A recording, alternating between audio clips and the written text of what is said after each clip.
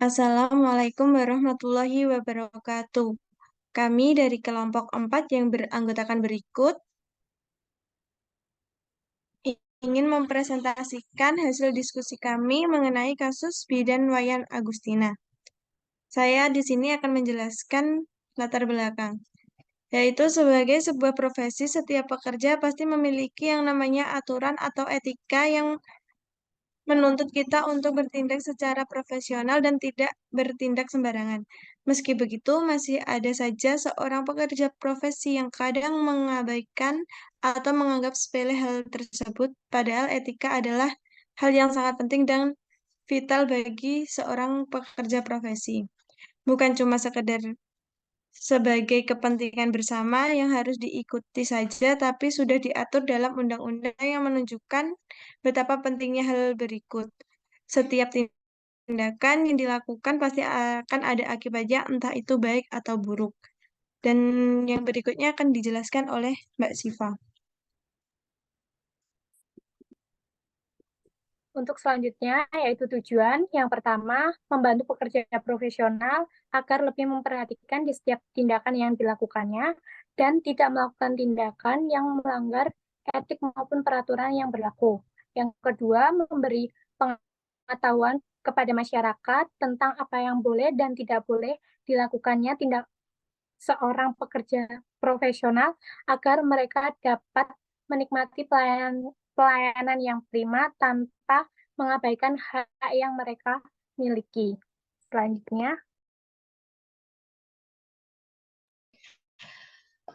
Selanjutnya adalah kode etik. Kode etik adalah sikap hidup yang berupa keadilan untuk memberikan pelayanan profesional terhadap masyarakat dengan ketertiban penuh dan keahlian dalam rangka melaksanakan tugas berupa kewajiban terhadap masyarakat.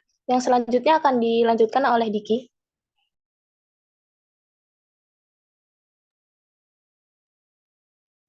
Selain etika profesi yang tadi dijelaskan, masih ada satu hal lagi yang mengikat setiap orang, yaitu Undang-Undang tentang Informasi dan Transaksi Elektronik atau lebih dikenal dengan sebutan UU ITE. Undang-Undang Transaksi Elektronik ini sendiri di Indonesia menjadi dasar yang mengatur segala bidang tentang pemanfaatan teknologi informasi dan transaksi elektronik yang ada. Namun dalam implementasinya masih ada orang yang secara sadar maupun tidak sadar melanggar UU ITE ini. Contoh undang-undang ITE yang banyak dilanggar adalah angka 2 pasal 5 kalimat 1 yang mengatakan bahwa segala jenis dokumen elektronik yang ada dan berada di media sosial dapat dijadikan bukti yang sah dalam hukum. Jadi jika ingin bertindak dan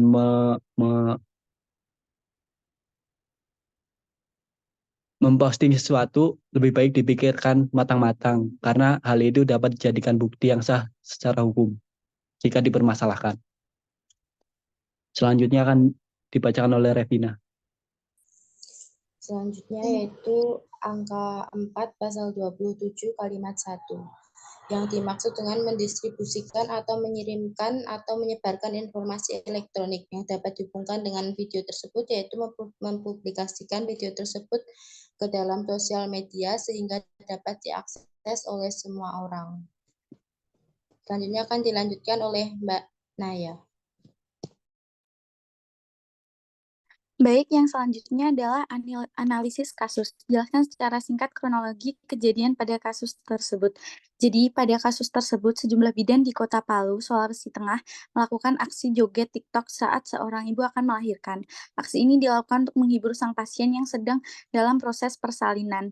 Bidan Wayan Agustini, yang merupakan pemilik bidan praktek mandiri di Kota Palu, mengaku telah meminta izin kepada suami dan pasien sebelum melakukan aksi tersebut. Video tersebut sebenarnya bertujuan untuk edukasi, namun karena viral, pihak Ikatan Bidan Indonesia (IBI) Kota Palu memanggil Agustini untuk mengklarifikasi video tersebut dan memberikan pembinaan agar tidak lagi memposting hal serupa di media sosial. Yang selanjutnya akan dilanjutkan oleh Oke, baik. Untuk selanjutnya, apakah menurut Anda ada pelanggaran ITE yang dilakukan? Jelaskan.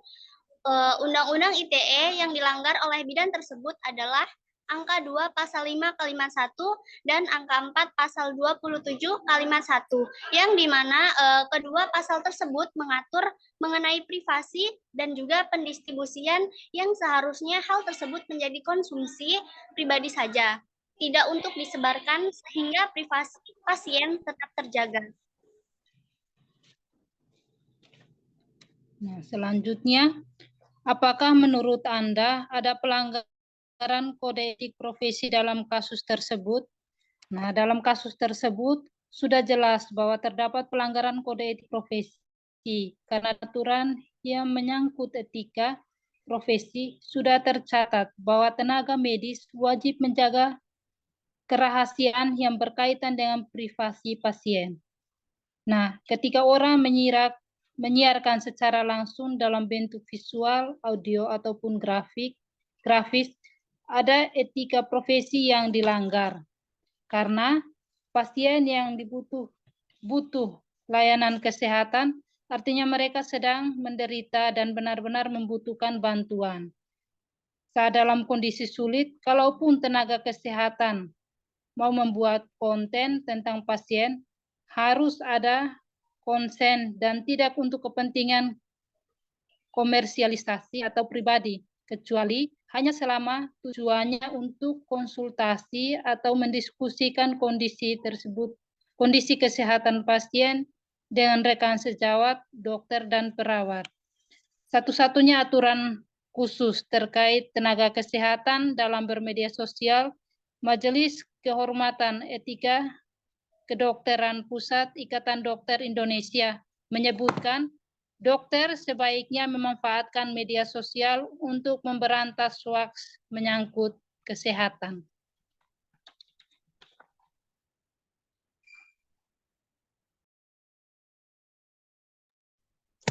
Selanjutnya, apa hukuman atau sanksi yang dapat diterima oleh pelanggar tersebut? Bidan tersebut mendapatkan teguran dari pihak pengurus Ikatan Bidan Indonesia Kota Palu dengan memanggil bidan tersebut untuk mengklarifikasi video itu dengan melakukan pembinaan agar tidak lagi memposting hal serupa di media sosial.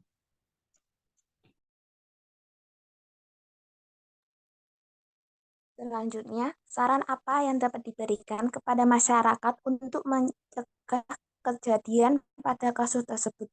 Sarannya adalah mengedukasi masyarakat agar tidak salah paham pada kasus dan tidak menyimpulkan suatu masalah dalam satu sudut pandang, serta diperlukan adanya pembinaan pada tenaga kesehatan.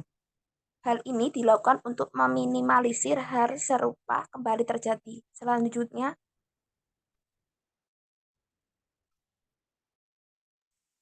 jadi pada akhirnya semua tenaga kesehatan, baik itu perawat, bidan, dokter, dan lainnya memiliki kode etik khusus, dan juga yang tidak boleh dikesampingkan adalah mengenai UU ITE. Seperti yang sudah terjadi pada bidan tadi, yang mana dia berjoget TikTok di depan ibunya. Mungkin alasannya memang baik untuk menghibur, untuk mendukung secara emosional, tapi alangkah lebih baik ketika itu tidak diupload, namun hanya menjadi konsumsi pribadi.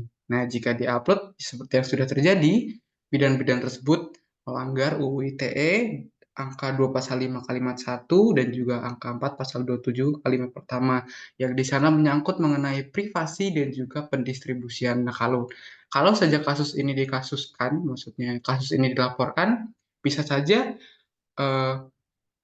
bidan-bidan ini mendapat sanksi yang lebih berat. Namun untuk saja, bidan-bidan ini hanya dipanggil oleh IBI, Ikatan Bidan Indonesia, untuk diberikan pembinaan supaya hal tersebut tidak terjadi lagi. Oleh karena itu, perlu adanya juga penyuluhan dan juga pemberian edukasi kepada masyarakat, baik masyarakat maupun tenaga kesehatan lain, supaya hal tersebut tidak kembali terjadi. Demikian presentasi yang sudah kami lakukan. Saya akhiri. Wassalamualaikum warahmatullahi wabarakatuh.